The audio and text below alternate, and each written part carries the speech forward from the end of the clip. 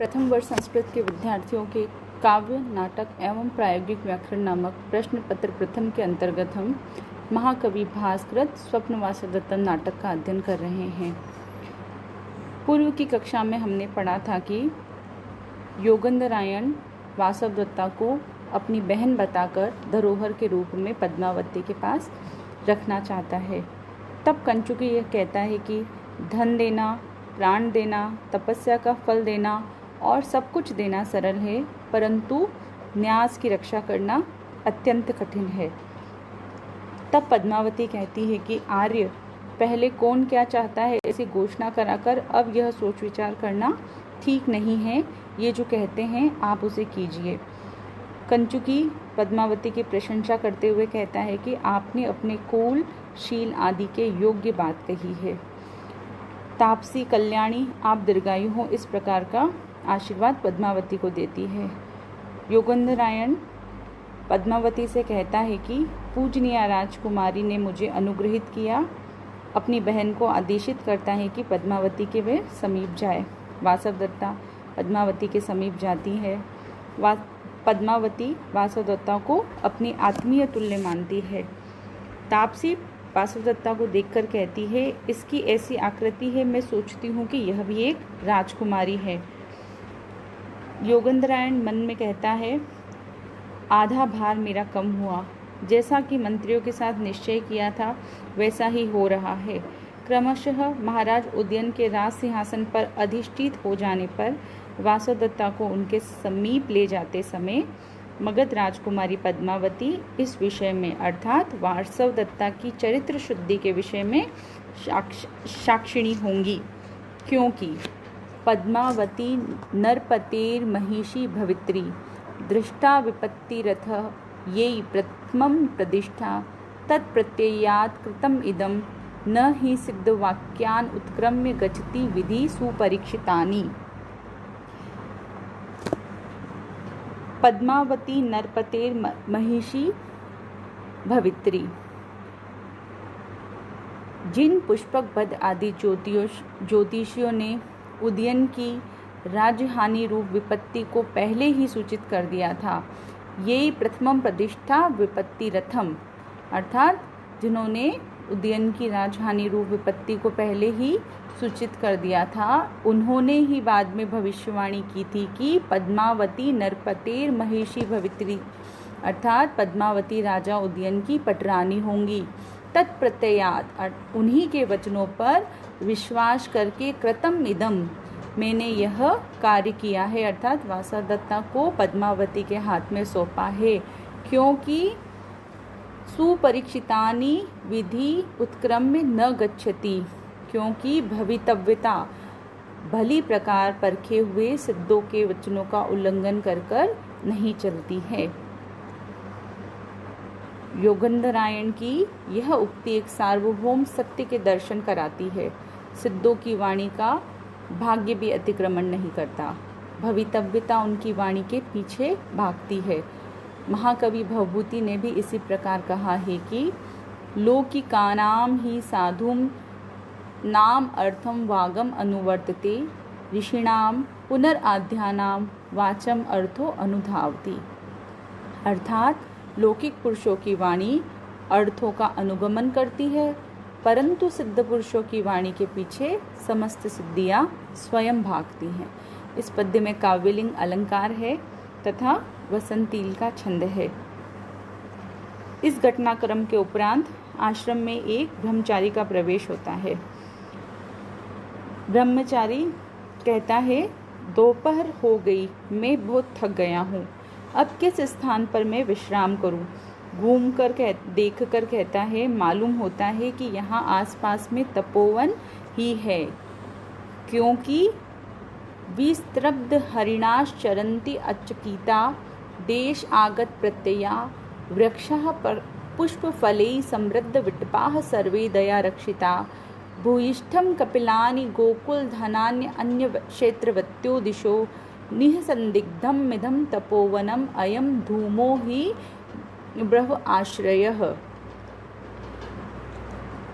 यहाँ आश्रम स्थल के कारण विश्वस्त हिरण भयरहित होकर घूम रहे हैं। विस्त्रब्ध हरिणाश आचरन्ति, अर्थात विश्वस्त हिरण यहाँ किसी भी प्रकार का भय न होने से भयरहित होकर निशंक घूम रहे हैं। दया रक्षिता, अर्थात दया एवं प्रेम पूर्वक पाले गए वृक्षाः, वृक्षों की डालियाँ, विटपः अर्थात डालियाँ फूलों और फलों से समृद्ध अर्थात लदी हुई हैं। कपिला नामक भूयिष्ठम कपिलानी, अर्थात कपिला नामक गौ के समूह प्रचुर मात्रा में घूम रहे हैं। आसपास की चारों दिशाओं की भूमि में खेती नहीं हो रही है और धूमों, अनेक होम द्रव्यों की सुगंध को लिए हुए धुआं चारों ओर फैल रहा है। अतः निसंदेह यह एक तपोवन है।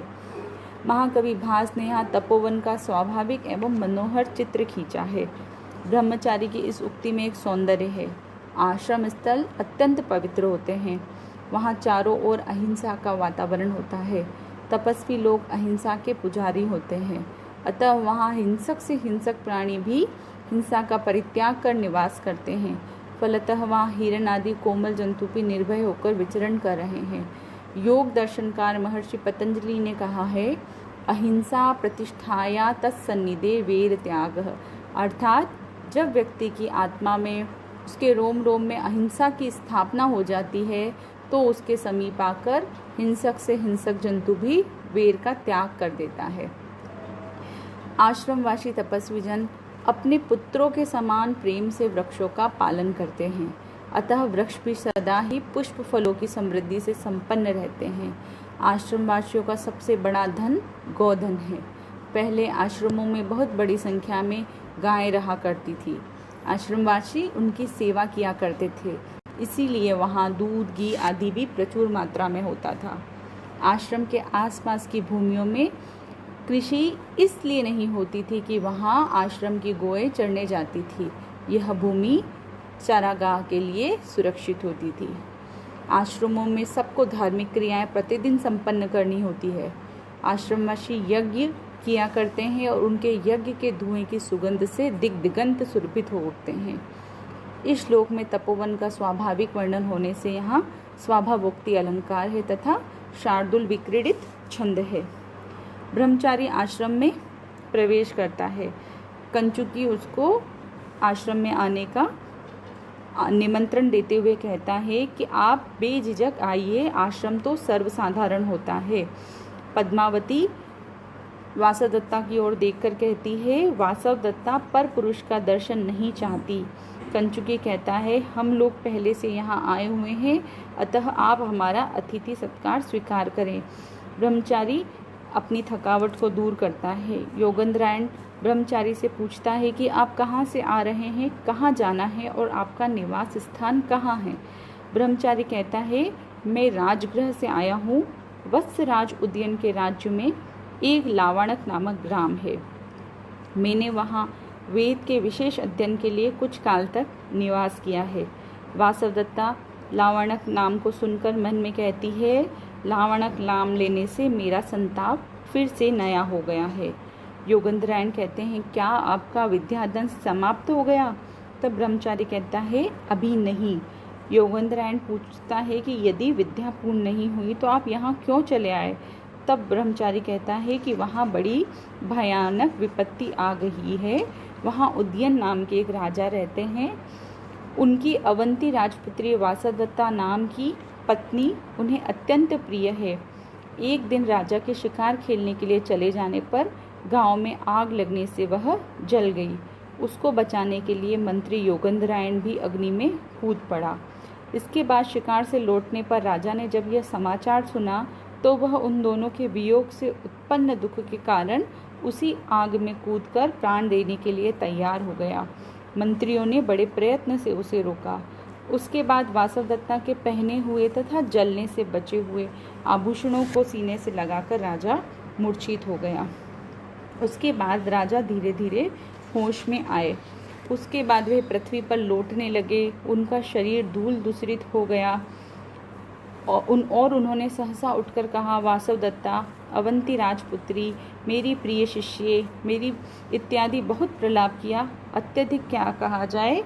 नेवेदानीं तादृशाश्चक्रवाका नेव आप्यन्ते स्त्री विशेष वियुक्ता धन्या सा स्त्री याम तथा वेत्ति भर्तां व्रत स्नेहात् सा दग्धा अपि अदग्धा।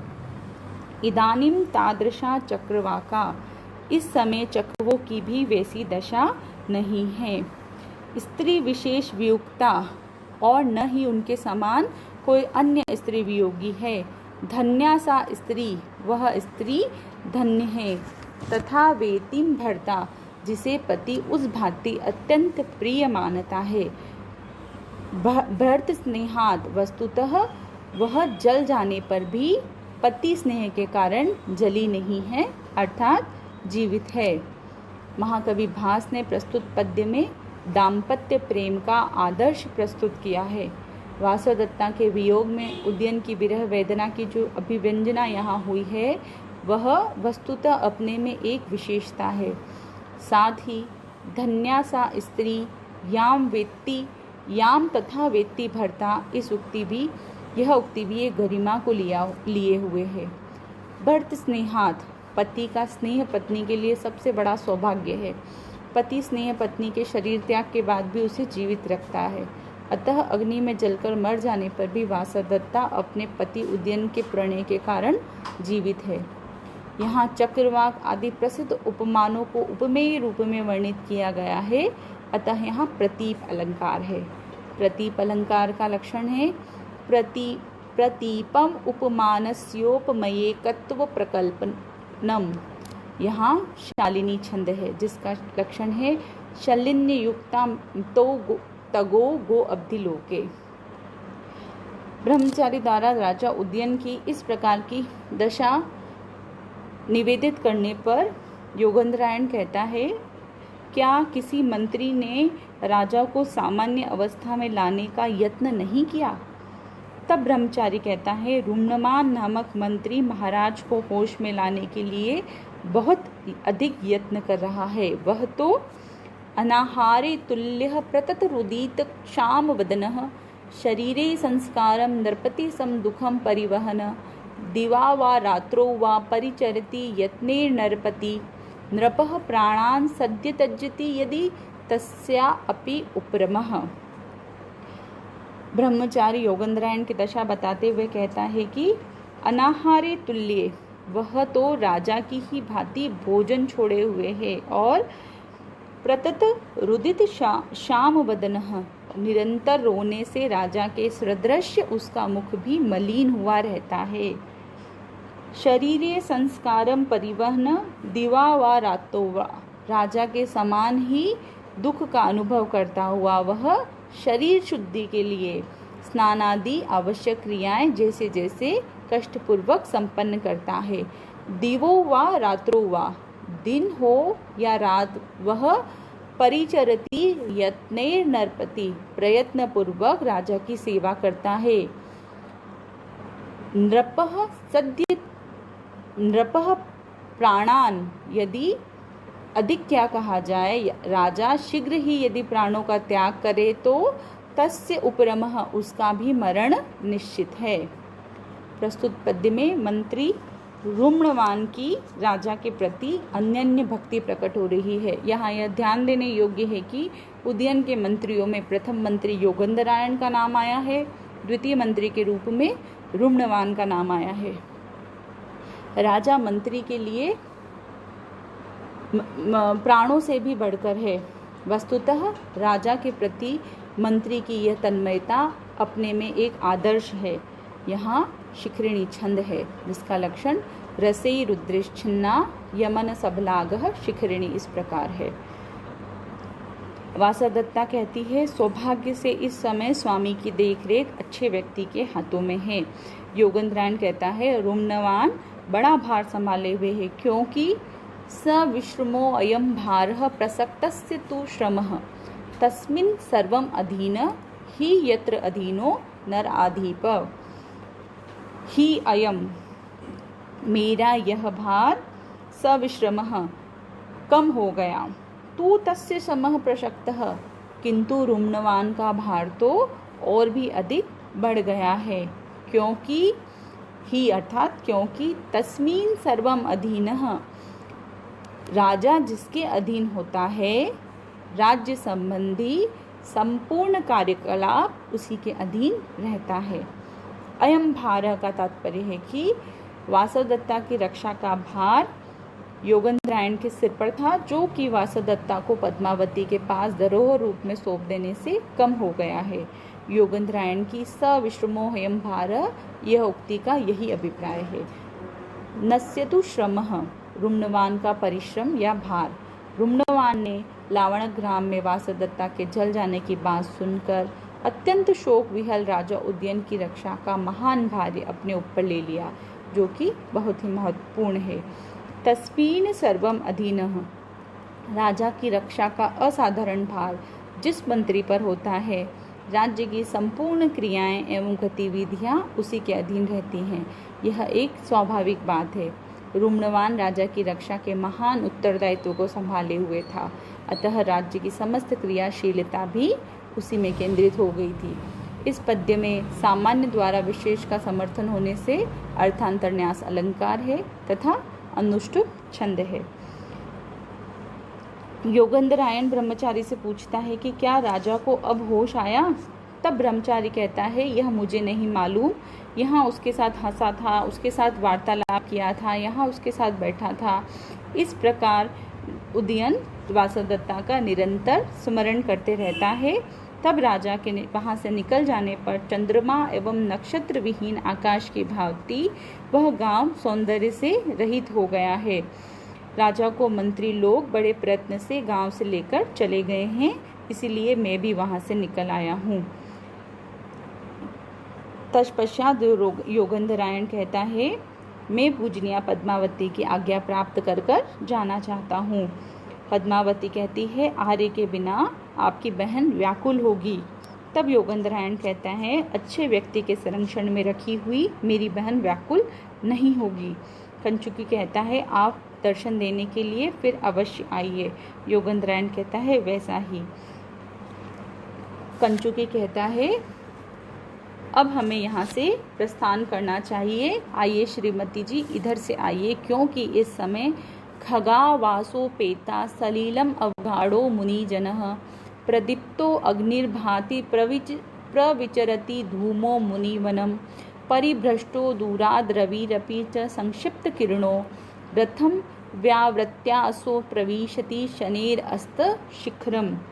खगावासोपेता अर्थात पक्षी अपने निवास स्थान घोंसलों पर चले गए हैं।